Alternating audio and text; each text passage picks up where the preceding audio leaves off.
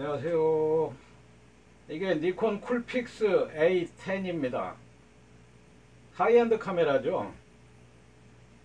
일단 저는 이게 저는 뭐 DSLR 촬영 기법 해가지고 인터넷에 유튜브에도 많이 올렸고요. 카메라 교본 책도 펴냈고 기타 뭐 책을 제가 많이 써요. 그래 이제 저는 DSLR만 사용했습니다. 지금 DSLR이 대충 한 뭐 10대도 넘을 겁니다. 제가 가지고 있는 DSLR이.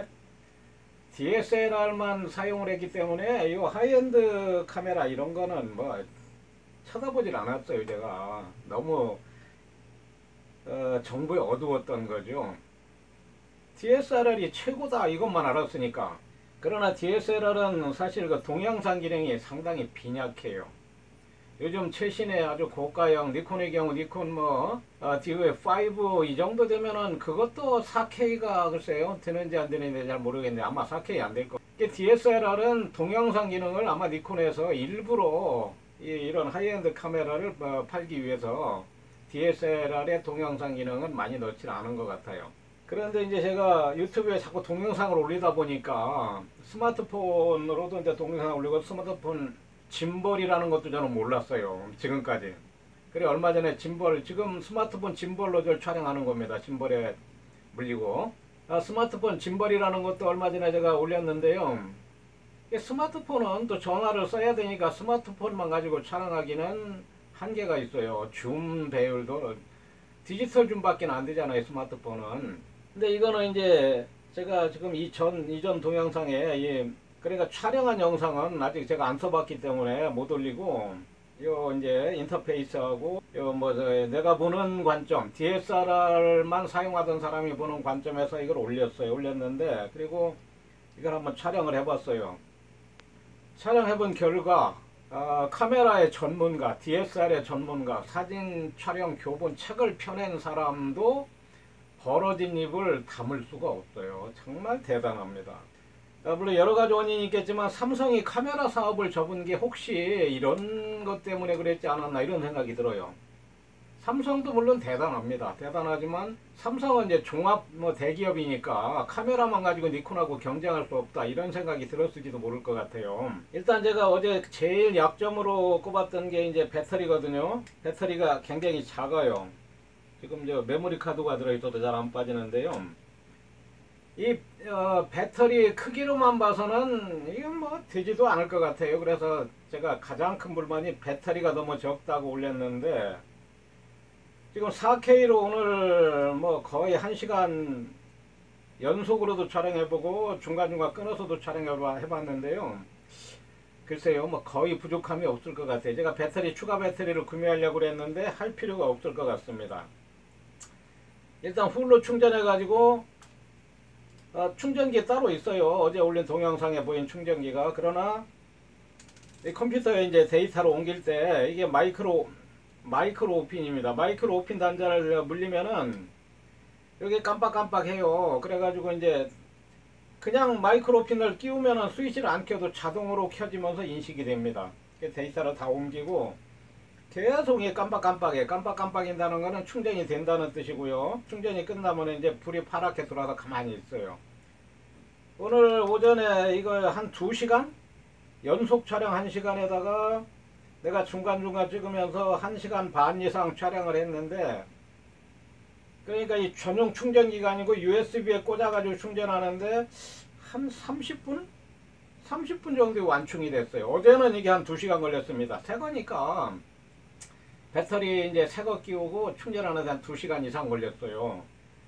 근데 오늘은 이제 오전에 소모된 배터리만 보충을 했겠죠. 그러니까 금방 충전이 되더라고요. 일단 이제 어제도 설명했지만 DSLR하고 똑같다고 보시면 돼요. 그래서 저는 매뉴얼 보지도 않았어요. 이걸 여기 누르면 이렇게 켜져요. 그래가지고 이제 경지 줌이 나오는데 이거 제가 유튜브를 하고 이제 다른 사람이 올린 거 쭉 봤는데요. 줌이 부드럽게 조작이 안 된다. 동영상 촬영용으로 이걸 구입하지 말아라. 이렇게 쓰신 분도 있더라고요. 그런데 저는 아주 기가 막히게 됩니다. 아주 줌 배율을 높였다 늦췄다 아주 부드럽게 되고요. 그리고 이제 이걸 내가 오늘 촬영을 해보기 전에 어제도 촬영을 했어요. 그리고 어제 촬영하기 전에 올린 영상에서 이 뷰파인더를 바라보고 동영상을 촬영할 수 있는가 여부가 중요하다고 그랬거든요. 그런데 줌 배율이 높으니까 이거는 안 돼요. 뷰파인더로는 찾을 수가 없어, 피사체를. 이게 이제 저는 서울에서 이제 뭐 이 쌍황 망원경의 전문가는 아니에요. DSLR을 고치는 전문가가 아니고 제가 카메라 교본 책을 썼으니까 어떻게 하면 사진을 잘 찍고 DSLR로 어떻게 하면 멋진 사진을 찍는가 이런 거에 대한 DSLR을 다루는 방법에 대한 전문가죠. 이런 제가 볼 때 뷰파인더를 바라보지 않은 DSLR 같은 경우에 날아가는 새가 막 떠오르는 모습, 날아가는 비행기, 경주용 자동차 이거 촬영 못해요. 그래서 뷰파인더를 꼭 바라보고 해야 되는 게 중요하다고 그랬는데 이 줌 배율이 높다 보니까 이게 아무 소용이 없어요. 조금 전에 얘기하려고 그랬던 게 뭐냐면은 쌍안경이나 이런 망원경 같은 경우에 이제 일반인들은 뭐 5배, 뭐 배율, 줌 배율이 몇 배율이냐 이걸 보는데 그게 중요한 게 아니에요. 쌍안경이나 이런 단망경이나 망원경은 각지름이라는 게 있어요. 각지름이 뭐냐? 1000m 거리에서 물체를 얼마만큼 식별을 할 수 있느냐 이게 각지름이에요. 각지름이 커야 그 쌍안경으로도 멀리 있는 거를 이렇게 피사체를 찾지, 각지름이 좁은 그 쌍안경은 찾을 수가 없어요. 피사체를 쌍안경은 아무리 봐도 피사체가 어디 있는지 찾을 수가 없어요. 그래서 각지름이 좁은 쌍안경은 쌍안경이나 단망경, 망원경은 그건 사용 불가해요. 각지름이 커야 됩니다. 이게 이제 일종의 크롭 바디예요. 풀프레임 바디는 뭐 35mm니까 센서가 35mm잖아요. 크기가. 아니면은 요즘 뭐 1인치 센서를 가진 그 하이엔드 카메라도 많이 있는데 저는 너무 비싸서 못 사고 이걸 산 거거든요. 줌 배율을 높이니까 이 뷰파인더로는 피사체를 찾을 수가 없어요. 그래서 이건 있으나만 안 돼요. 그래 줌 배율을 높이고 이 화면을 보고 촬영을 해야 돼. 화면을 보고 여기를 액정을 보고 저 피사체를 맞춰야 되고, 그리고 이제 요거 제가 설명 끝나고 이제 이걸로 촬영한 영상을 잠깐 보여드리겠습니다만 삼각대 거치를 했는데도 안 돼요. 저는 이제 기계가 이게 줌이 문제가 있는 것 같이 생각을 했어요. 처음에는 삼각대 물렸어도 이 정도로 움직입니다. 이렇게 움직이는 게 아니고 피사체가 여기 화면에서 이 정도로 왔다 갔다 해. 이 정도로. 이게 되게 안 되는 거죠. 이건 촬영이 안 돼요. 이건 어제 이제 비둘기가 까치집을 촬영하고 있는데 비둘기가 날라와 가지고 이 하이엔드 카메라로 촬영하는 바람에 비둘기나 새들이 왜 그렇게 막 몸서리를 앓고 막 쫓는지를 알았어요. 바람이 상당히 센데도 나중에는 바람이 너무 세니까 사라졌지만 날파리, 하루살이 뭐 이런 것들이 그 비둘기를 막 파고 들어가 가지고 살을 갉아먹나 봐요. 그러니까 그 한 2, 30m 거리에서 다 찍혔어요. 그 날파리가 비둘기 주위에 막 시커멓게 모여 있는 게. 그러니까 그 비둘기가 날아가지를 못하고 계속 날개고 뭐고 하는 거예요. 막 날개 끝으로 날파리나 이런 벌레들이, 날벌레들이 몸에 파고 들어와서 자꾸 이제 막 갉아먹으니까 이제 간지러워서 그러는 거예요. 이게 다 보이더라고요. 보이는데 이 줌 배율을 840mm죠. 35mm 환산 840mm고 디지털 4배 줌이니까 3200mm까지 이게 확대할 수가 있어요. 디지털로 하면은 화질은 좀 떨어지더라도. 그런데 이게 이제 요 안에 피사체가 와야 되는데 요 정도 움직이는 게 아니라 한 이 정도 움직인다고요. 피사체가. 그게 불가능하죠. 절대로 촬영을 못해요. 삼각대 물려도. 그래서 어떻게 했냐, 삼각대를 물리고 여기를 쳐다보면서 삼각대를 손으로 꽉 잡고 있는 거예요. 잡고 있어도 움직여요.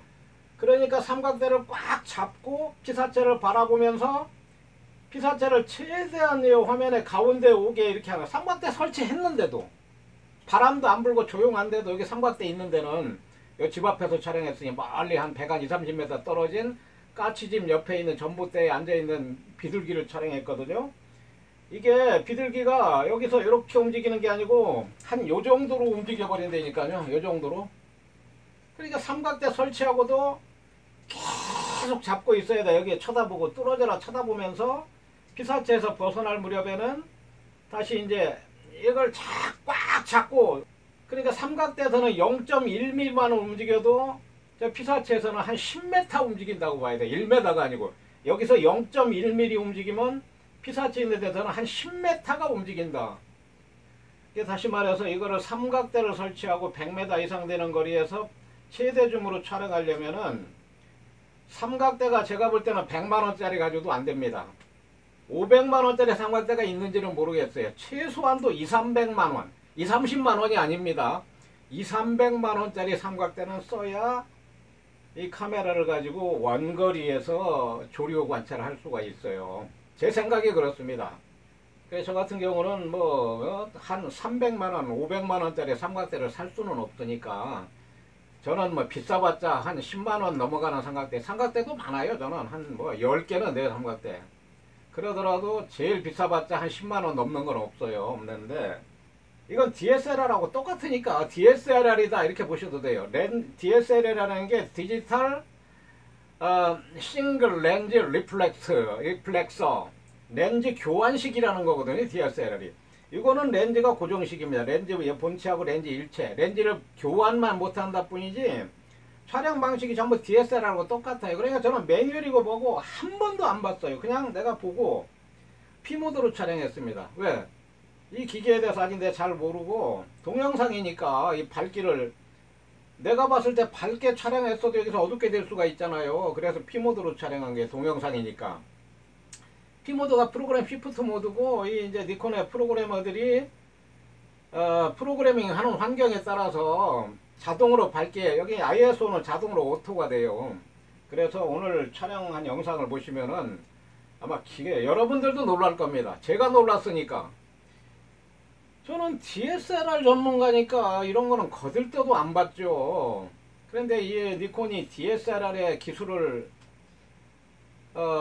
개발을 한 게 아니고 이 하이엔드 카메라의 기술을 개발했어요. 이게 지금 DSLR 같으면 내가 볼 땐 최소한도 1000만원짜리 그보다도 더 성능이 우수합니다. 1000만원짜리 DSLR보다도 이게 더 우수하다고요. 이게 지금 니콘 쿨픽스 A10이거든요. 기가 막힙니다.